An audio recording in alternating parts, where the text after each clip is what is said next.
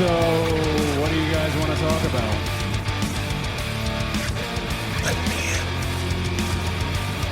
You can call this the New World Order of Wrestling, brother. Put out the caution tape. Put out the orange cones. Acknowledge me. It's Monday, and you know what that means. I am Boris Aguilar, and you are listening to the newest wrestling radio show here in Canada, A+ Wrestling. A+ Wrestling would not be possible without amazing tag team partners like T.O. Boat Tours. T.O. Boat Tours, Ontario's premier boat tour experience, where adventure meets relaxation on the stunning waters of Canada's most beautiful lakes and rivers in Ontario. That's T.O. Boat Tours for all booking and additional information. This show is part of the A+ Productions and A+ Wrestling Podcast Network, and now part of the KPHR family. That's Cat Power Hit Radio. We're more than just a weekly radio show, and we actually have a slew of shows for you each and every single week over on the A+ Productions Podcast Network, where we talk sports, entertainment, and then we bring it all together to talk some sports entertainment, also known as wrestling. You can find us on any podcasting platform as A+ Productions, but if you really just want to listen to our wrestling shows, you can do so by going to any podcasting platform and searching for A+ Wrestling. We can also be found online at aplusproductions.com and on all of the social medias as at A+ Productions. And we want you to be part of the conversation, and the best place for that is by going over to the Facebook group and searching for A+ Productions. It was a busy weekend in the world of professional wrestling. AEW was all out in Toronto. Indianapolis had their Wrestlepalooza, and today on the show we are going to be talking, yes, I said we because I am not alone as always. He is joining me. Who is he? Well, he is Hutch. Hutch, how's it going?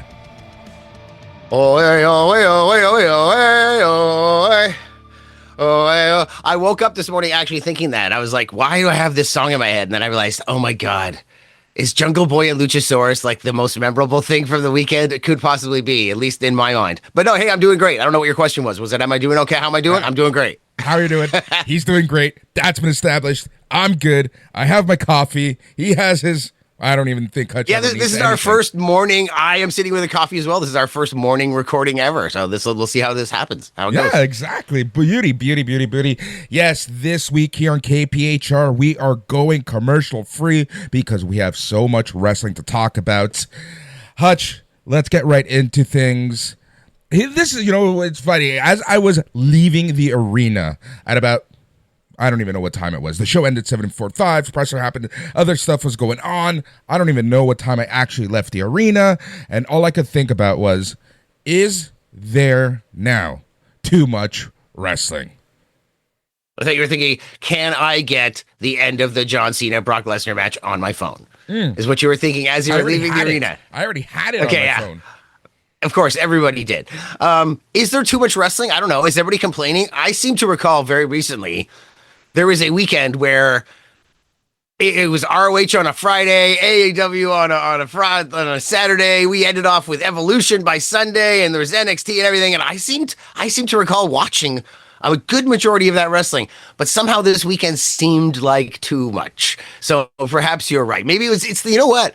I realized maybe this is a fodder for a video. The Monday Night War happened, but they never competed against each other on pay-per-view. They competed against each other every single week on TV, but not on pay-per-view. They always gave each other that like leeway of at least a couple weeks apart, if whatnot. And it's not like they were buddies or anything, but I don't know. It seemed a little more wholesome to be fighting on TV. It was a different landscape. Right now with streaming, you can go head-to-head. With pay-per-view, it was just a different world, right? Just remember, to order the pay-per-views, we used to have to call a number, and they would have to set it up. You know what? That's true. Now there's pirating. Now there's streaming. Now there's like, this package and that package, right? Come on. Yeah, There you're was right. pirating back then, my friend. I can tell you that as Of course. All right, it's far easier to pirate, right? Now instead of having the know-how, you just need to have the link. Exactly. That's exactly it. No, but it's one of what really inspired my thinking was that, around me, I was sitting on the floors right by the entrance, and people around me were talking about, like, man, there's just a lot of wrestling, then blah, blah, blah, blah, blah. And I'm just thinking, like, this is great now, and I love it. I absolutely do love it. I'm not feeling tired. I'm tired because I have to watch it all for these shows. But are they burning out the casual fan, or are casual fans going to lean towards one promotion? And are we going to get to that point where people just watch what they want to watch as opposed to trying to watch everything? Geez, I don't know. You were already talking about how it's a different time. I mean, we live in the time of binging. Like, I keep trying to think about my son and what it's like for him growing up and having none of the shows on at the same time. Like, why was X-Files so huge? Because it was on. Everybody had to watch X-Files. It's like either that or you're watching Golden Girl reruns. Yeah. So, like, but now you could just pick what you like and binge it. So if you're a wrestling fan, even if there wasn't a ton of wrestling right now, too much wrestling, you could still go and binge wrestling because, like, we live in that era now, right? You can go back in time. Geez, if I was to close this window with our meeting on it here, I think I have a Jesse Ventura promo from 1984 on a YouTube video right behind this screen here. So, like, you can binge whatever you want whenever you want. So, yeah, is there too much wrestling? Maybe, but we live in the age where people watch what they want all the time. So if that's what you wanted to watch 24/7, I mean, I guarantee you there's people who within an hour of these 2 pay-per-views ending probably went online and started watching some old wrestling. So maybe there isn't. I don't know.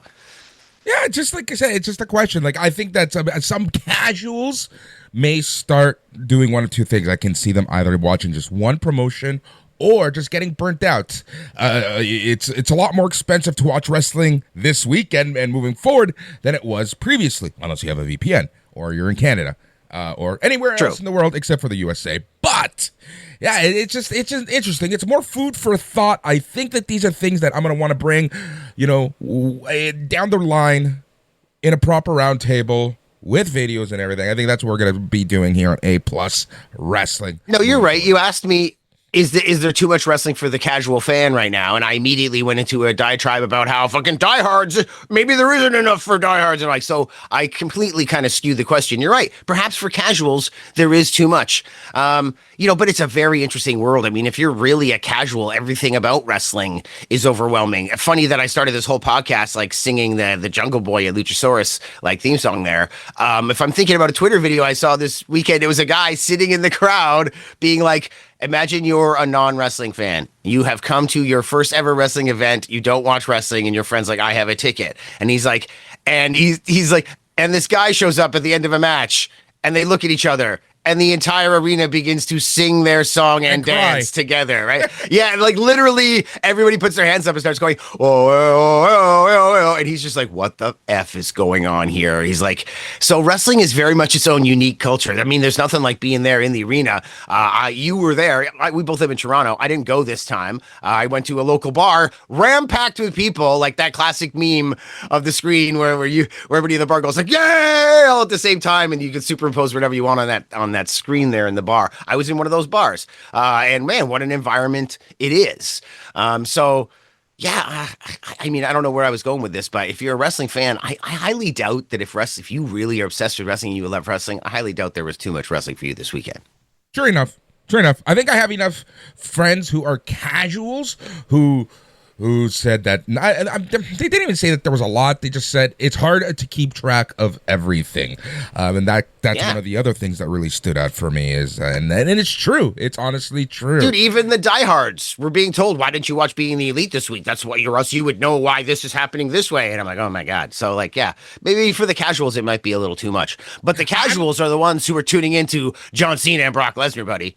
Like, of course, that's where we're going with this, right? I've never been a fan of when the social media and the internet shows become part of the story. Like, yeah, that's cool, but I'm sorry, I watch enough wrestling on TV. I watch enough wrestling when it airs.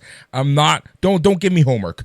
Don't give me homework to watch extra stuff like Being the Elite. And luckily, I knew the Jack Perry stuff. I knew what happened, but I'm not going to watch it. Dude, nobody does hype packages and promos like WWE. You see that shit at the beginning of Wrestlepalooza? Oh, that was great. Dude, really on a good pay-per-view on a WrestleMania, every single match can have a quick little opening package, and they're all great. WWE's great at this. So they're teaching UFC, they're teaching other people how to do it for years now. I would say almost anytime you see a great hype promo package, I mean, there's a lot of flavor of WWE in there. I think they really created the genre in a lot of ways. From a marketing perspective, from a promotional perspective, WWE has been king, and other sports take from WWE also with like production and whatnot. WWE is king. Let's remember, NFL production changed when the original XFL came out back in 2001. There are things like cameras on strings and wires and overhead shots and things like that that XFL introduced that NFL took over. Vince McMahon, you're always an innovator, yet you'll always be hated. He lived too long. He lived long enough to watch himself become the villain, unfortunately, as they say. Yeah. But the reason I brought that up is for the people who do the best promo packaging in the business, if there's going to be a Twitter beef or an online beef or a YouTube show, like, yo, throw it in the promos. I mean, you can clip Twitter beefs and put them on screen to like moving pictures and music and stuff. Like, hey, feed me this online beef. You know, they did it okay with Kevin Owens and Cody Rhodes and like the backstage stuff and Kevin in his car and like CTV footage of him beating him up, you know, like, dude, that's the future we're in right now. Like if Liv Morgan is really this like modern gal who's the you know how she's got her like her flavor. I could totally see her being a bitch online to people. Like, yo, incorporate, especially now while she's injured at home, right? Incorporate the Twitter beef into the promos. So yeah, I don't want them to give me homework either, is what I'm saying. Like if there is this stuff happening and 25-30% of your audience is in that age group or in the type of people that follow it online and give you the retweets and the follows and the comments and the engagement, that's great. But for the rest of us, yo, I got a day job. If somebody's beefing online, can you throw that into the promo for me, pal? Like, I ain't got time for this shit. That's the whole point. That is the whole point of the promos, to explain to you how we got to this point. If they're not adding that stuff, they are doing something wrong. Yes, and there was, I can't remember exactly what it was, because it's the kind of Mickey Mouse shit where I'm like, I'm not watching it, whether it's important or not. But some people were talking about, hey, you should have been watching Being the Elite, and you'd know exactly what's going on with Jungle Boy and with Jack Perry and the Bucks. And I'm like, I don't think him a knife. He did it. Like I don't care. Whatever. There should have been. I'm not an idiot. You don't have to spoon feed me. They used to be friends. They're not friends anymore. It's just pro wrestling. The guy shows up after an injury for a while. Is he going to punch him or is he going to hug him? You know, and he punched him. Okay, great. Oh, and Luchasaurus is back. Like, this isn't rocket science. It's pro wrestling. I guess I figured it out without BTE. Sorry, I hate to tell you, people. There we go. All right. What we are going to do is we're going to talk about both shows, AEW All Out and Wrestlepalooza. We will not be going blow by blow, but we will be talking about the matches and kind of talking about what's next to come. And then we're going to wrap things up at the very end and kind of talk about the weekend in general. I know we already started that, but we're going to save we're going to save it all for last. The dessert, so to speak. All right. We're going to start with AEW All Out. We're going to skip the tailgate brawl out or whatever they wanted to call it. We're starting with right in the way with the main show. Adam Copeland and Christian Cage versus FTR's Dax Harwood, Cash Wheeler, Copeland and Cage. Hometown crowd, hometown singing, Wendell Clark and Bubbles showing up to start things off. But Hutch, what did you think of the actual match? Of the match itself, it was a very serviceable match. Solid Monster was online talking about how the ending was the same as an Extreme Rules match from like a couple years ago, like Edge and Balor.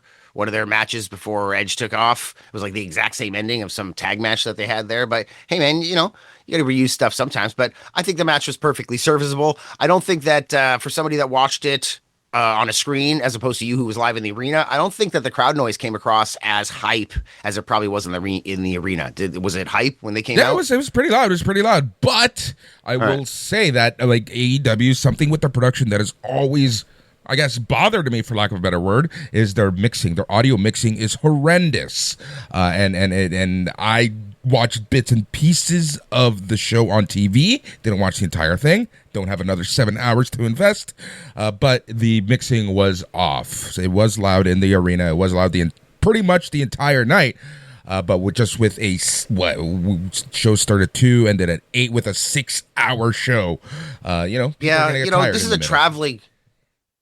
Yeah, this is a traveling show. As somebody who has done live sound reinforcement, I've even worked for IA51 here in town. So I've worked in that building at Coca-Cola Coliseum and stuff. And, unfortunately, you're always setting up new stuff, moving things around, your setup combined with the setup of whatever arena you're in. And I'm not trying to make excuses for them, but it's not as easy as you'd think. Oh, exactly. We all live in a USB world these days, and it's all plug and play. And these huge these live sound systems are not just plug and play. I'm not arguing with you, Boris. They could do a better job. Sometimes it has been atrocious in the past, but they're getting better. They're getting better and better and better. As far as this match is concerned, I'm really liking the dynamic between Cope and Cage now. I obviously, when this whole first thing started, I think they were looking to turn Christian babyface eventually or something. But what with the injuries and how long it took to drag it out, and now Nick Wayne being injured, and they've really been snake bit or Luchasaurus bit, a lizard bit throughout this whole thing. So I kind of like that they've now kind of been stuck with the characters that they had, and they haven't been able to flush it out, and now they're just going with it. And I think it's going to work out great. Asshole Christian and drippy, honey, nice guy, freaking Edge who gets angry all the time. And I don't know, this is great. I'm really liking this dynamic, and looks like they did our 5-second pose again. This is going to be a regular thing. I like it. It seems to be the thing going on. The crowd was really into this match, especially the John Cena got a chant going for John Cena in the arena. So it was really cool. Beth Copeland makes an appearance and then gets taken out by FTR at the end. Just quickly, your thoughts on the post-match shenanigans. For a second, I thought she'd been there before. I said there was somebody online saying hey, she's finally debuted. I'm like, really? Didn't she do a thing with? But no, she hasn't before. So there we go. Beth Copeland. She looked great. If she's going to work some matches, I mean, she's probably one of the better workers over at AEW in a lot of ways. The difference between the two divisions, WWE and AEW, on the women's side, is very stark. And I don't mean I was going to say Ricky Starks. What's the other one? Ava Starks. God damn it. No, there's a Stark over at WWE too. A girl. Zoe. There we go, man. We're really fans. Hey, we're on top of this. We're like, Zoe. But anyways, stop. Yeah, I was talking about women's wrestling, so it would have been better if I just gone to Zoe Stark. Let's do an edit here. Zoe Stark. There we go. Punch that in. That's in the industry. That's called a punch, boys and girls. We're punching in. Yeah. But anyways, I thought it was pretty good. They had a fun match, and I'm looking forward to what's going to happen next with them. In fact, I thought they could even have lost here. There's a lot going on. Once again, AEW, a lot of matches could have gone either way. So that was the fun thing about this show. I thought it was going to be heel heavy with victories, and I guess we'll find out whether I was right. I can't remember right now. Right. I have to look down the card to remind myself of what happened, and that's just 13 matches. So if I'm trying to come up with a percentage in my head, I'm like, forget it. I'll figure it out at the end. It ain't gonna happen right now. All right, So that was that good match. I liked it. I enjoyed it. The next match was a returning Eddie Kingston, who got a pretty awesome pop from the Toronto crowd, versus Big Bill. This match wasn't too long, but I think it was just what it needed to do. But this match, in my most humble opinion, could have been left for a Dynamite or a Collision. Well, I mean, Eddie Kingston debuting, her coming back, that's great for a pay-per-view. Toronto's okay. It's close to New York. But I love that Eddie Kingston is consistent. No reason to look good. No reason to do it. Just come out in your Claudio Sucks Egg shirt. Come out all sweaty. Come out with his little Fred Flintstone walk that he does, where he barely does a whole stride. Yet somehow but somehow it makes him look really dangerous because he's just doesn't even have time. The guy's so high strung and so ready for business and so gangster. He doesn't even have time to do an entire stride. He's like, I'm just gonna go get there and fucking stab someone in the face, kick someone's ass. I'm on my way. So I love Eddie Kingston. Maybe you're right. But I don't know. Eddie, man, God damn it. I was really hoping to have him come back and look a little bit better. He looks like shit. I know his gimmick is looking like shit, but come on, man. Considering that he came back from injury. Like you know, like more often than not. And I think this is the only not when guys come back from injuries, they look amazing. Don't you remember Triple H after a quad injury? Like he just, when he like gained 50 pounds of muscle and could barely walk at that point. Exactly. Eddie Kingston was in traction, like couldn't walk and shit. Like, can't you hit the gym and do some upper body stuff? Like, what else are you doing with your time, bud? I'm the last person I should say anything, but yeah, that's that. But it's true. Like you would think that with after what, a year and a half off, a year and something off, but that is that. Yeah, like I said, it was an all right match. Nothing to write home about. Eddie Kingston wins this one after a weird ending that I actually didn't catch being in the crowd, but people were mentioning to me after the fact. Dude, Eddie Kingston lives his gimmick. We all love Eddie Kingston because he is his gimmick. Do you know how much I love Chikara early Eddie Kingston with his like Puerto Rican like freaking pants and shit? Like, come on, and like the white beater. I love me some Eddie Kingston. But man, you've lived the gimmick long enough that we really, really believe you, man. You're kind of at the point now where everybody would be really proud of you if you showed up with just a little bit of definition and it looked like you'd been taking care of yourself. Like, we understand you live a rough life. You're from the streets. You're gangster. You don't go to the gym. Okay. We get it, Eddie. We know. But like at this point, even like the gangsters make some money and get their shit together, you know, like eventually your grill becomes like going to the dentist and getting your teeth replaced with whiteys. Like, go to the gym and do some shit and we'll all be really proud of you at this point. Like, come on, you've lived the gimmick long enough of I look like shit. Please, I'm getting worried. Love that. All right. Can't wait to see the video on that little diatribe of yours. All right. MJF, Mark Briscoe, thumbtacks and tables match.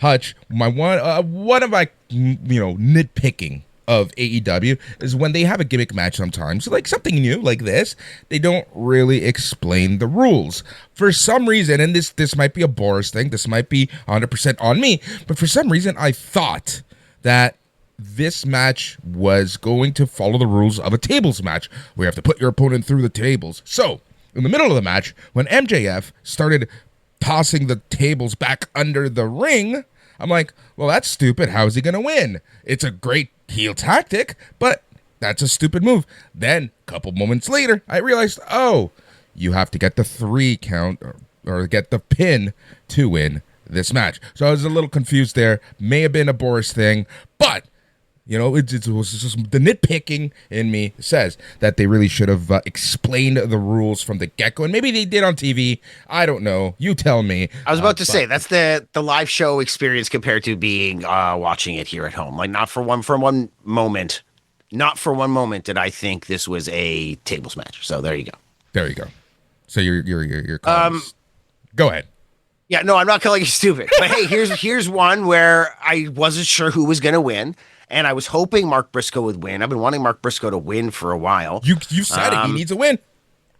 Yeah, but just in general, like, if I go back to like my internal booker, it's been years now that I've been thinking like, oh, Mark Briscoe could use a win here. Oh, Mark Briscoe make a great TV champ or great TNT champ here, and blah blah blah. And it just never happened, right? He did get his ROH championship run, but I don't know. It seemed weird. I think it would have been better for him to get an undercard title somewhere else because it would have seemed legitimate. Getting the ROH title seems like, here's that title for that company that you're like the guy from. If he had won the TNT title or anything else, I don't know, would have been cool. What am I talking about again? Oh, yeah. How MJF is like the baddest mother effer. Oh, my God. Like, I have met Alicia many times, his wife. I'm sure you've met her living here in Toronto. You know, I haven't, believe it or not, as a cameraman working for Sony at one point. She was working for Sony. And then she left to go she left. And they actually gave me her job. I was supposed to find like a talking head girl. And I was just like, how would I go do those gigs? And I'll just hand the mic to the musical artist and I'll prompt them with questions and I'll just cut myself out. So then we started doing these segments where it was just talking heads. But anyways, I literally took over for her at a job. Like, it's amazing how incestuous this entire community can be. Yeah, Lude, I remember when she started dating him and I was like, oh, isn't that nice? And her dad used to like hang out and make sure she wasn't getting screwed around with wrestlers. And like her brother and her dad were at all these shows or whatnot. And like, so MGF must really be a good dude because he broke through the firewall of Alicia Tout. And she was also, she was really becoming her own woman at that point as well. She didn't need brother and dad around. It was all, it was all perfect timing, a perfect storm, as it were. But the perfect storm of MJF, I don't know why I started talking about his wife. Maybe it's just because like I want to fuck this guy. Holy shit, MJF is so cool. He at 3:30 a.m. in the morning in Mexico, he's defending his CMML title, like dressed up like freaking Homelander or some shit, and then he flies to Toronto. Not Texas, not Middle America. Like goes over all of America to Toronto, and then has a table and tax match with Mark Briscoe. Bro, I don't know what's going on, but I will be sorely disappointed. From Friday, like it did not. If take the time right after record and watch that match, you will be even more impressed that MJF had the match that he did like 12 hours later. Dude, I'm the Lucha guy. I love CMML, and it's usually online too. I just didn't really get around to it at that point. But, as somebody that works in film, those 16-hour days, 18-hour days, we got to get the shot. You have 100 people set up with flags and cameras, and like you're on a beach, so you've got like tracks that you've set up along the beach for cameras to move along. And like, dude, it's a massive setup, and you're not just going home because you've hit 12 hours. Like, we're staying until the shot gets done. I feel like MJF could be in that mindset. Like, I'm already wrestling. I just wrestled. Now I'm on a plane. Like he's like, okay, I'm going to rest a bit and then I'm going to keep going. I can respect it. He's young. He's strong. This is the time to pull an all-nighter. This is the time to pull an all-nighter and go to Toronto after Mexico and wrestle 2 matches in like a 12-hour period that are both completely insane. Like, and I love it. Yep. So yes, I do. MJF, I will marry you. And on top of it all, he's filming a movie between wrestling gigs. Oh yeah. Right. So like I often, sometimes my lady friend gets mad at me and she's like, why are you doing that thing for that person? Why are you stretching yourself so thin with this and with that? And I'm like, one day people aren't going to call me up excited to offer me an opportunity. One day somebody's not going to be like, oh dude, you'd be perfect to help us with this. One day I'm going to be bored and old and really glad that I took those 3 opportunities over 2 days and pushed myself and got it all done. And MJF's going to be able to look back at his wrestling career and probably have a hell of a career under his belt and still probably be young and healthy and on to bigger and better things. So, good on him, man. Now's the time. And like I said, man, once you're in the zone, you stay in the zone. So now it would be tough. A couple days later when all the bruises have set in and it's all, now it would be tough for him to go wrestle another match. But dude, he probably still hadn't even like had the bruises set in from the first match. He's like, all right, let's do it now. Let's go. I'll get on the plane. Right? I honestly thought this match was going to go second, third. Like it went third. I thought it would go earlier, right? If Cope and Christian didn't have to open the show, like this would have been a perfect opener just to get MJF done and over with. Question for you. Now that this feud with Mark Briscoe seems to be over, what is next for MJF? Is he going to turn his attention to Hangman and Adam Page again? Well, I mean, he's got that contract, right? And he might be going away to do things. And, there's lots that could go on with MJF. I think the more important question is what's next for Mark Briscoe? Like, You've given him the win. You've given him a win over a former champion, a guy who could really be, out of anybody in this company, MJF has like the most upswing, the most value. Like you could do a lot with this kid. He could very well be the face of the company. You've got your Hangmans and your other people, but like, he's one of the pillars for real. And, that's a big win for Mark Briscoe. Like, what are we going to do with this? I don't know. I haven't actually thought about it. Turned his attention to Don Callis and the family, right? On the show.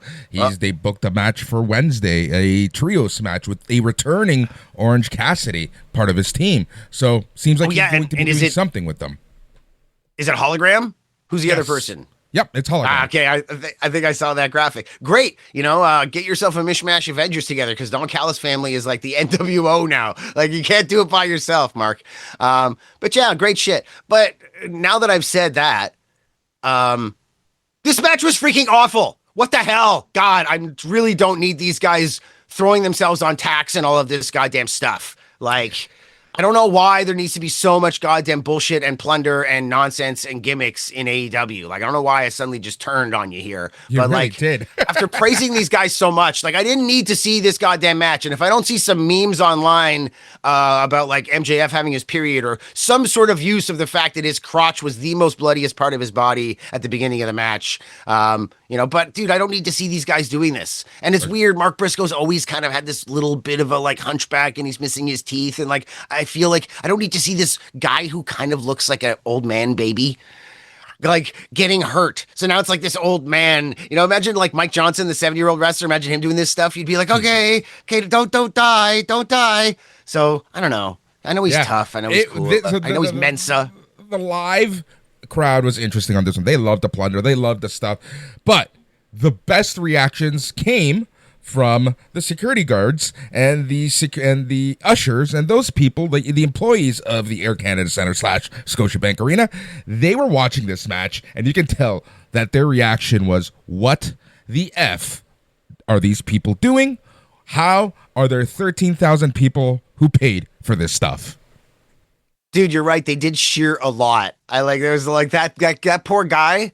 That happened before Luchasaurus and Jungle Boy had their na moment. So he's just like, wow, this is the casual wrestling fan who's like, sure, I'll have you take your extra ticket and go to this wrestling thing. Sure. Okay. It's not WWE. It's never heard of them. Okay. Sure. Let's go. And he's just like, what the fuck is going on around here? So yeah, that's pretty cool.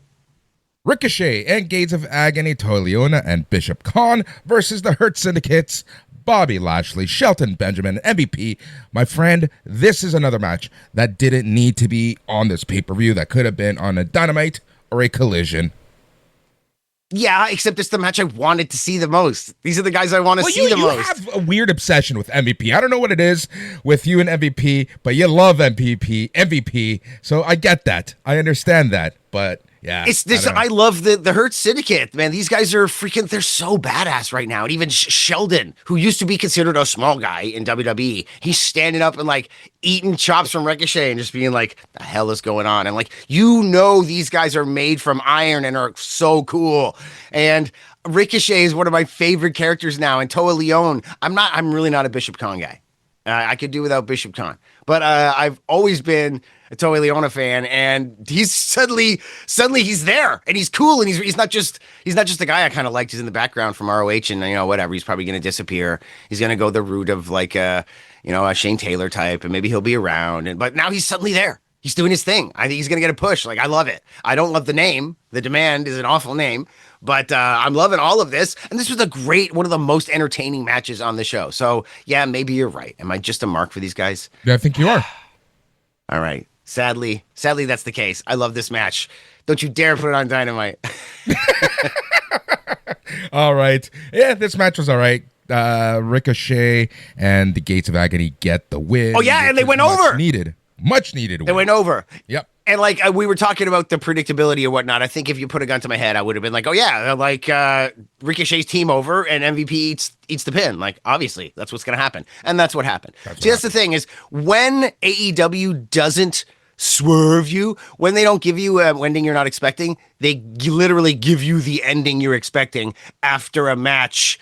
If it's in the main event scene that you could not have ever expected or conceived of, you then get the ending that you knew was going to happen the whole time. Like, this show is a prime example of that with our main event. But continue. But that's fine. There's nothing wrong with that. The fact that we were still sports entertained, knowing exactly how things would go down, that just goes to show you sometimes taking that route, the safe, quote unquote, safe route, is the better route. I was going to be, there's nothing wrong with that. I'm like, okay, wait. I almost like snapped, but no, you're absolutely right. You're just next match. I love this. You dissed MVP, bro. Okay, no, sorry. Calm down. Next match. Mercedes Moné versus Riho for the TBS Championship. This is a match that I didn't think needed to be on here. Agreed. Riho, yeah, like Rio's great and all, and they're like, I don't know, it was great. To a degree, like they needed to do this. God, I sound like Tony Khan. It was great. God, okay, I'm joking here, but I was be like, we should just go back and edit this right from the very beginning. Yeah, this didn't need to be on here. I like Riho. I like Mercedes Moné. Yeah, it happened. And once again, the ending that we all knew was going to happen. There's no big swerves here. Mercedes has to go over. And I'm into Mercedes thing. I just like AEW. Unfortunately, it's just not being done well. They have great ideas that they don't always do well. And I think Mercedes' multi-title run is one of them. I think it's a great idea. I think there's great things about it. I love her, but I really don't love all of this. But hey, it was a match. It's done. It's over. Yeah, I didn't need to be here. There we go. Now, we're on match number 6. Moving forward, I think this is when the pay-per-view went from pretty darn good to freaking good. Dare I say, even great. Even with my MVP love, you are probably correct. The whole first half of this could have all been Dynamite stuff. Like, this is where the meat and potatoes this is where the meat and potatoes hit the table. Absolutely. It was great. Moving at this point to the first match where we think the pay-per-view really should have started was the 3-way for the AEW Unified Championship. Okada versus Takeshita versus Máscara Dorada. Here, Hutch. Here's the thing. Here's the craziest part about this match. I think Máscara Dorada was the MVP of this match. Oh, yeah. I mean, MVP. We're saying MVP again. I just got excited. Calm down. Is he here? Is he here? Okay, no. Okay. You know when you discover a band and you really like them a lot, and it's like they're like your band, and then suddenly your friend, you introduce a few of your friends to them, but then they hit the mainstream, and you're like, oh man, I used to like them way back when. Yep. I'm very happy for Máscara Dorada, but he's like my band. You know. Yep. When Máscara Dorada used to be Grand Metalik, was Máscara Dorada, did very well in New Japan, did very well in CMLL, got signed by WWE, took the Grand Metalik name. When he went back to the indie scene, I think he used the Máscara Dorada name for a very short period of time before just going straight to Metalik because the trademark was owned. The guy they put the mask on very soon after Metalik went onto the indie scene. God, I tell you, Lucha's so weird. They probably never would have put this gimmick on somebody if the guy who used to do the gimmick didn't then come back to the scene and they're like, oh, okay, well, we got to quickly put it. It's like when Sony needs to make a Spider-Man movie quickly. They're like, oh, dude, we got to make a Spider-Man movie before we run out of the rights. They're like, oh, he's back. Well, let's put the mask on someone else so he can't use it. Like, Lucha people are so weird. But the kid that they put this mask on, God, I can't remember who he was before his gimmick. But he's part of a family. This kid is awesome.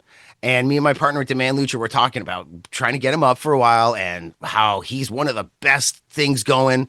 Mel de Oro, too, like Wagner's kid, not El Hijo del Wagner Jr. that they've got on WWE. The other one. Yeah. The other one is so good. The one they got on the AAA shows they had against Macias, like, he's not that great. The other one's amazing. And this Máscara Dorada kid is amazing. And I knew he was going to be the star of this match. And a lot of other people that were not big fans or at least hadn't seen a lot of his work were like, he's just in there to be fodder for these two so they can keep them apart and he can eat a pin. But I knew that he was going to blow everybody away. I did not know that they were going to give him like 80% of the damn match. And congratulations, because now everybody knows who this guy is and everybody's now a fan of my favorite band. Isn't he just like 23 years old or something like that? Like 24? He's really young too to top it off. Yeah. And he's got that dexterity. He's a natural in a lot of ways. Dude, honestly, the crowd reaction to this match, everyone wanted Okada and Takeshita to face off, right? But by the end of the match, people were legitimately cheering for Máscara Dorada to get the pin. He was like an annoying gnat at the beginning, and people were like, this annoying gnat. And you can't even see his facials. You're like, what is this like blank canvas little thing in the ring? And by the end, people were like, yo, Dorada. People were like, what's his name at the beginning? They were like, Máscara Doradi, or what's his name? By the end, they were like, Máscara Dorada. That guy's amazing. You know, so good on him, and a great job by Tony Khan. Aramis, the guy who's under the hologram mask, and this kid Dorada, and the guy who's under the clone mask now, and like these are some of the best lucha kids out there. And we're talking the guys who can like meet each other at a stoplight and like do their lucha stuff in front of cars quickly and get some money, just walk away. You know, like these guys live and breathe this stuff. It's like getting out of bed and choosing their outfit for the day is like being in the pro wrestling ring. So we could be in store for some great collision matches in the future. There we go. That's what it's all about. Saturday night on whatever channel they air on. Jon Moxley versus Darby Allin in a coffin match. This match was a lot of fun. This match was just plunder. This match was crazy. We had a returning Pac. What else can we say about this match, Hutch? The Pac, that was pretty cool. I don't know if his new haircut makes him look weird. He looked very weird. It's funny because I saw him run from the back, and I'm like, oh, that's weird. Who's this person running? I honestly did not notice him, and I'm like, oh, yeah, there you are. Always been a weird looking dude, and now we're like, wow, he looked weird. Hutch, it might be the first time, and this is honestly, this he's wearing a shirt. Yes, that's what I mean. Is that it? Wearing his black and it's like a baggy shirt too.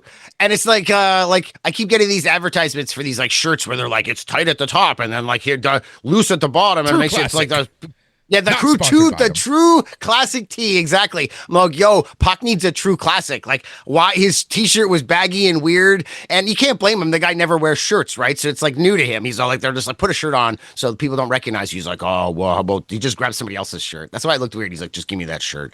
All right. As soon as he got backstage, he took it off. He's like, this feels weird. He's like, somebody give me some underwear. Why am I wearing these pants for? They're so. Anyways, yes. It was pretty awesome. And there was no way in my mind. I kept closing my eyes and I was like, okay, Darby Allin's losing. And they're like, well, what's your reason? And I was like, because there's no way that Jon Moxley's going to be in a coffin and get close to like, I can't see him losing a coffin match, being in a coffin and losing. I know it's like Darby's thing, coffins, ooh, Darby Allin. But like Jon Moxley was not losing a coffin match. That's a little too much bitch shit for him. I even love the fact that he like did the Andre the Giant, Jake the Snake thing. Like he was kind of freaked out by the coffin. Like great. I love that. Like give Moxley a little bit of character in that fear area. But there was no way that Jon Moxley, the man, was going to lose a coffin match. You can pin him. But you ain't putting him in a coffin and closing it. Screw you.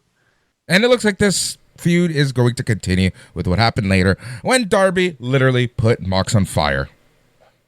Yeah, what else are you going to do with these guys? Death Riders, there's so many directions they could go, and they never go any of them. So just let them do their thing.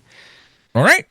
Well, the next match was a surprise for some, but I had this weird feeling that Toni Storm was going to lose her belt, but not the way that she did by eating the pin. And we're talking about Toni Storm versus Chris Statlander versus Jamie Hayter versus Tekla in a 4-way match for the AEW Women's Championship. Yeah, man, fun stuff. And I hate to go back here quickly, but notice how I flipped out at the end about MJF and Mark Briscoe being like, oh, I didn't need to see that. Like, I for some reason, I'm like, okay, do I care about Mox and Darby Allin doing this? And I'm like, no. Like, what are they going to do? Have a technical wrestling match? Like, exactly. MJF and Mark Briscoe could have a banger. What the hell are these two guys going to do? Okay, I'm like, all right, fine, go ahead. You guys you give them the tax. But as far as the 4-way match, like, this was pretty cool. Toni Storm, like, and her facials. And I'm like, what's going on with her? I love her like body shape now, and her body suits, and like the white makeup and her facials, and like is this even the same woman from like 5-6 years ago? Like I love all of this shtick, and even Stat winning. You know, it's kind of, I like at least that she beat Toni. It did not like she like pinned Tekla or something. So that's pretty cool. But yeah, this was fun, and I think some people. A part of me was expecting it. I was like, if they got to do something, right? They can't just have her keep winning because she's becoming like Undertaker now. She's becoming Toni Storm. Like the promo beforehand, my woman walked in the room as she was promoing before the match, and like we both laughed. Like she's such a character, and I don't mean like the character. I mean her as a human. Like what a funny gal. You know, her and Juice are such a great couple. But yeah, like if you were gonna do it. This is how you do it, right? Just like suddenly have her lose it. And so she either needs to not be the champ anymore because her character is strong enough to not need to be champion, or you have her like chase it for some reason. Well, hopefully they're going to do something with Stat, like turn her evil or something. I don't know. Yeah, well, the funniest part about this match is the fact that this was Toni Storm's terms, so she kind of screwed herself. And then at the end of the match, she was literally in shock. She walked up the ramp in complete shock, constantly pointing at Statlander, and she looked livid with herself. So we will see what happens next in this. Here's the angel and the devil. Right, here's the angel and the devil. You've got the angel on my shoulder is all like all the stuff I just told you. Like, oh yeah, it was great. She looked great. Her facials and oh, here's the storyline. You know that she did it to herself, and you saw how surprised she was, and you deserve it for Statlander. And now she got the seatbelt maneuver because Wheeler Yuta whispered in her ear, and maybe she's gonna go bad, and maybe she's not. And that your AEW sickos will be like, look at all of this story, look at all this meat, look at all this drama. And then you've got other people like the JDs and the people that are not quite sickos who are being like, what are you talking about? This is bullshit. It was nothing. They threw it together and they threw together the win and it's like, there's no story here. So I can see both sides of it because I'll sit there and listen to both people rant and give me all their reasons. And I can be like, okay, you seem passionate enough. Like, I'm not going to tell you you're wrong.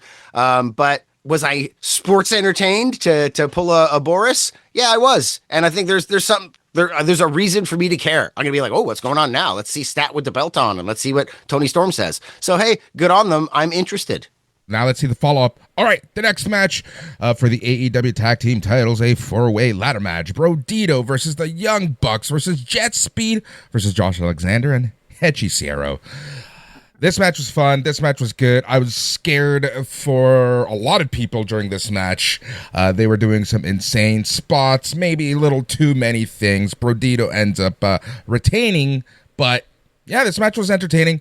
But I guess the payoff and the big thing, we already talked about it, was the returning Jungle Boy and the reunion of Jungle with Luchasaurus. Jurassic Express, right? That's the name. Thank you. Yeah, I hadn't actually said it out loud myself. So yeah, there we go. Jurassic Express. I thought maybe the Bucks were going to win. I thought they might do Brodito dirty, like transitional. The Bucks, God, when their theme song hit and I realized they'd been doing theme song shenanigans for the last few shows. So it had been a while since you'd heard the weird sloppy piano. Dude, I gotta tell you, man, top 5 theme songs in wrestling right now. Right? Like, it's when it hits, I get the feeling. I'm like, oh, here comes these freaking assholes. Oh boy, here we go. So yeah, it works for me. The whole match, wow. Like, what are we gonna do? Blow by blow? It's exactly what you expected and more. Like, maybe. I mean, on the list, if you're a sicko of best match of the night, like if you're a Spot Fest guy, this was your match of the night. The Spot Fest guy is looking at me being like, really? The MVP match, bro? That was what you were looking forward to? Right. My favorite match was the unified match, but you're right. I know that a lot of people love this match. People were eating this up in the live crowd. Okay, so it's funny. So there were these EMTs, and at this point of the night, they were up, standing, and watching the show. Throughout the entire night, you can see them paying a little more attention. You know, they were glancing up from their puzzles. They were literally both doing puzzles, sitting on the side of the stage. By this point of the night, they were actually standing right beside the stage, watching the entire match. Well, okay, is it because they were into the match or because they need to do their job? They were into the match. You can tell that they were into the match. Like, they didn't sit back down. For the main event, they stood throughout, and you can even see them talking with, like, security, like, clearly asking questions and stuff. It was interesting to watch. Because I'll go back and I'll take a look at some of that stuff, because this was actually the match where during the match I went and I did a couple things. I knew it was just going to be a Spot Fest, and I was planning to go back and watch it. And I even heard later that it was one of the better matches. So I thought, okay, watch it in a bubble. Go and like sit down and watch just this match, which I didn't get around to doing. So I didn't watch it blow for blow throughout the whole thing. So I didn't see what you're talking about. But I've worked on set with a lot of medics, and I've made a joke one time to somebody where something happened and it hit a guy in the knee. And he was like, oh, and I was like, oh, and I yelled, medic, as a joke, because the medics, they're way down this hallway. They're nowhere near where we are. But one of them had just decided to stretch his legs. It was just walking into this like little area where me and this guy were when I yelled medic as a joke. Bro, this guy like flashed over, came running. He was like, and I was like, whoa. No, I didn't know you were. I was just making a joke. But these guys, some of them take their jobs very seriously. So I'd like to think some of them were paying attention because they were on alert. But how can you not pay attention if you're not a wrestling guy and you're just there doing your EMT job, and suddenly this is in front of you and you're like, okay, they had the tax before. Now what the fuck are they doing now? Like, right? Imagine being a non-wrestling, and as an EMT, it's not like you're way back in the crowd like the guy I was talking about. Like, you're right there looking up these ladders at people being like, holy shit, the hell's going on? You had the thumbtack match, you had the coffin match, and now this. Like as a medic, you're like, what's going on? What the hell? Yes. So yeah, Brodito wins. Great. I think there's some legs to this team. It's pretty fun stuff. What the hell was with the bad booking of bringing Luchasaurus back early? Like, I guess Nick Wayne hurt his foot at the very last minute. They're like, what would work as a tag partner? I guess Luchasaurus makes sense because he'd be a great heater. It's a failed experiment with Jack Perry's singles run. That's literally it. No. That's not what I mean. I mean, when he came back for the Edge and Christian match with Kip Sabian, like obviously he was supposed to, this was supposed to be the Luchasaurus debut. They were supposed to show that video for the first time, and he was going to show up now. Who knows? But they had to push it why early. They did that weird thing with him and Christian. Like, the impact was sort of lost. Like, this would have been a perfect reintroduction of him. Yeah, and obviously I think this was supposed to be the reintroduction, and they had to like think quickly on their feet with the injury to Nick Wayne previously. But it took a little bit of the shine off of it. But this is a world where we're supposed to pretend that Statlander didn't turn heel for 3 weeks. Mm-hmm. You know what I mean? So I guess we can forget it. You know, he took off his kill switch belt as if like last month meant nothing. Yep. Throw it away, whatever. But hey, great stuff. Some people online were saying like, all you can do with Jack Perry right now is do this. So I'm glad they did it. I think it'll be fun. That's exactly it. All right, main event, Hangman Adam Page versus Kyle Fletcher for the AEW Championship. The crowd was ruthless to Kyle Fletcher, saying he's not ready and things like that. And I think by the end of the match, people bought into Kyle Fletcher. But Hutch, did you? No, I didn't buy into him winning. And I would have loved to have bought into him not going 40 minutes.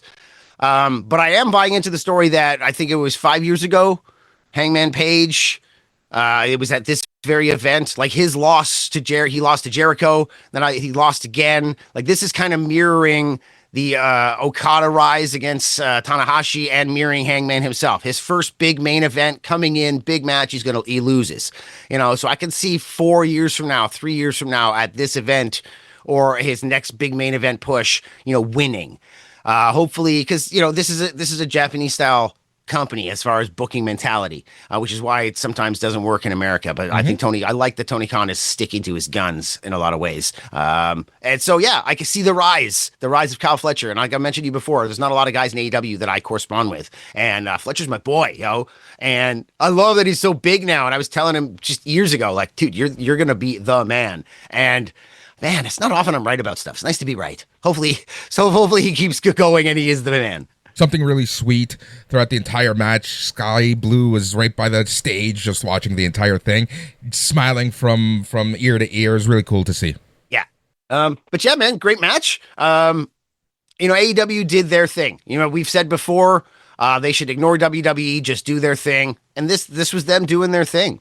That's exactly it. That's what I've been saying. We've been saying, I've been saying, you've been saying. We say it together here on KPHR because you are listening here on KPHR, and we are talking AEW All Out, and we are going to transition into WWE Wrestlepalooza very soon. Oh, and just for a second, in the past, the U.S. champion for WCW was always considered the number one contender. So you got a lot of haters out there who are like, he's not ready, and why are they doing it? It's the idea that the TNT champion, people are talking about how this is a dead title, and it's meaningless and whatnot. How do you make it meaningful? I mean, it's kind of, I guess it's not the second title because you've got the unified title and Don Callis walking around with the other two belts, and like, what the hell's going on there? And you are right. That was pretty much one of the matches of the night. Every time Dorada wasn't in the ring, it was electric. People couldn't wait to see the next blow.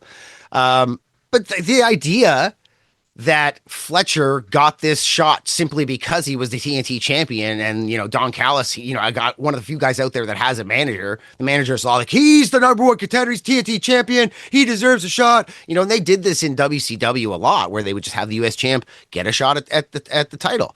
So, it's not that outside the box for this kind of thing to happen, and I'm kind of okay with it in some ways. Yeah, makes sense to me. I have no issue with the way that all of this went down. People put too much stock on titles sometimes, I think, especially nowadays. I'm not sure. I haven't really put too much thought into it, but I believe that we got a hell of a main event, and Kyle Fletcher is certainly on the road to becoming a star. You cannot deny that. You can't take that away from him. And like you said, this is just step one of a very long story, I think. Yeah. Hey, listen, I know we were going to do Wrestlepalooza like tomorrow or whatnot, but I just want to talk about Brock Lesnar and John Cena before we go. Do you got time for that? Well, that's exactly it, right? And that's what we're going to be doing here on A Plus Wrestling. We are going to be talking quickly about some WWE Wrestlepalooza, our thoughts on the show, but we are going to go in depth in podcast form midweek. That's exactly what we're going to be doing here, Hutch. So let us do that. Let us switch over, talk about some WWE, and then we're going to wrap the weekend up in a neat little bow. But let's talk about John Cena and Brock Lesnar, the match that directly went up against AEW All Out. Yeah, like you were there at the arena watching on Netflix, I assume, along with the majority of people there, watching Brock Lesnar come out, watching John Cena come out with all the kids. That was great. That was awesome. God, it's so weird that he's just a face now. My girl walked in, she was like, so he's a good guy now? And I was like, yeah. She's like, how'd that happen? And I was like, he just like Cena'd it. He was just all like, you guys are right. I'm a jerk. I don't know what I was thinking. I'm a good guy now. And she was like, okay. And I'm like, if anybody can do it, I don't think anybody could have pulled it off but him. And he barely did. And I'm rolling my eyes here being like, yeah, he pulled it off. But it was great to see him come out with all the kids. I'll give him that. And question, Boris, are you surprised at how the match went? Absolutely not. I said this on the Poison Rana podcast a few weeks ago with Davey that this is going to mirror SummerSlam 2014, where Brock absolutely destroys John Cena. The only difference is Cena maybe got a couple extra punches, couple extra moves, but this match was exactly what I thought it was going to be. Yeah, he was going to take him to Suplex City, baby, and that's what he did without actually, he didn't exactly suplex him all the way there, but they eventually got to Suplex City via other moves. But yeah, dude, this is exactly what I expected. What did anybody else expect? John Cena can eat these losses. Exactly. He's such a sympathetic character now.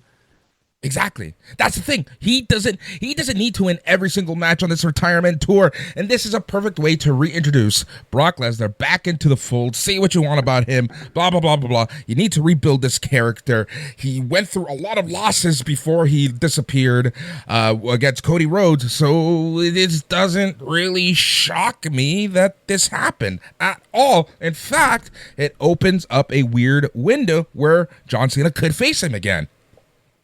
Yeah, man. Steak is good for you, I hear. Ask Brock Lesnar. Right? Holy shit. Look at the size of this freaking guy. What a beast. And he doesn't care about anything. Why would you? You can literally eat any other human being. You're rich. You have a beautiful wife, beautiful life. Man, this guy's top of the world. And yeah, what did anybody else expect? This guy was going to come in, destroy John Cena, and he was going to, at the very least, win. What are you expecting? A competitive match? Although I got to admit, for the 9-minute match that it was, combine that with the Usos yeeting and the intros and the packages and the "Are you ready?" and sports has always been entertainment, always was, always will. Geez, man, 9 minutes of wrestling. We hit the 1 hour mark of Wrestlepalooza, and that's all we had.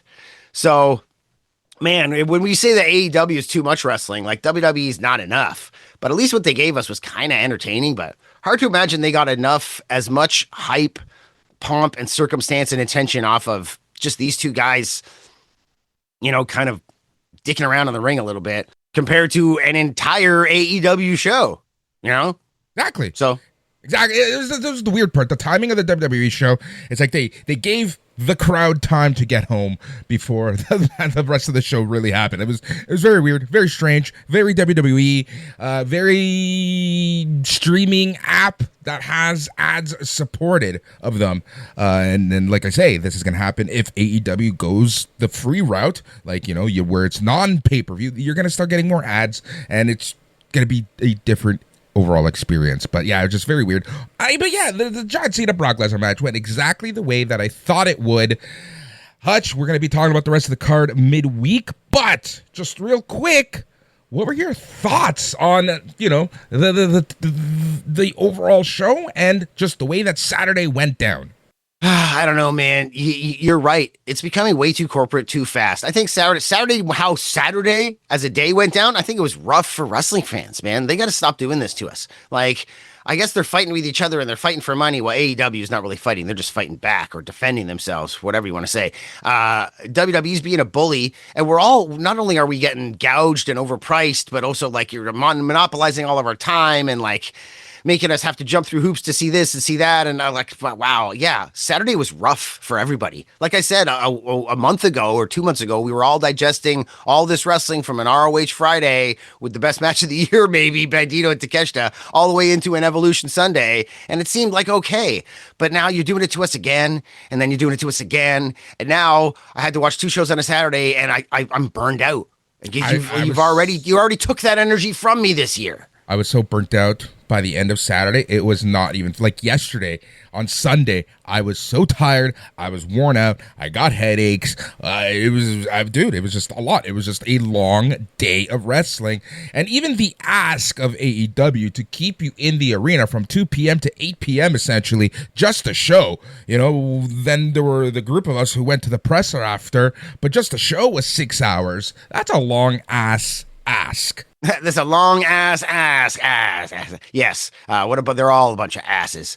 And, you know, I think about the WWE is all about moments. We're all creating moments now. Well, let me tell you, Vakur and Io Sky would have been a hell of a better moment of them bowing down to each other and exchanging the title if it didn't take place on the Papa John's logo. So I am firmly becoming a sicko more and more because I can't believe Tony Khan's the little guy, goddamn billionaire, but he is kind of a little guy.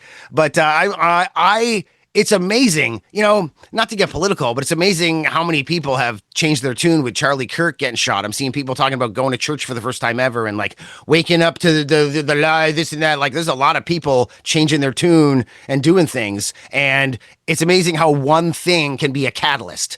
Well, WWE announcing WrestleMania in Saudi and then it opening my eyes to really how much other stuff and shenanigans they've been up to. And like, that was enough for me to suddenly be like, you know what? I might be a sicko now, man. Like I'm in the AEW camp because I did not need to see Stephanie Vakur being so heartfelt and overwhelmed and her father in the audience and getting everything she's ever worked so hard from, living a life of poverty and the kind of the things that she did to get where she's at and her talent and that spot on goddamn finisher. And God, this woman's amazing. And it had to happen on top of the Papa John's logo. I don't know why it makes me so bitter. But it just did. It just does. Sometimes it just does. All right. Your socials, where can we find you? At Hutch Henry's. That's Henry's RIES, not a Y at the end. Hutch Henry's. And it's A+. That's EH plus wrestling. All right. We got to spell it all out here. At Hutch Henry's on all your socials, pal. And on YouTube, most importantly. There we go. A+, EH, and the sign plus is where you want to go. And type that in to your podcasting app. Hit that subscribe. Leave a review.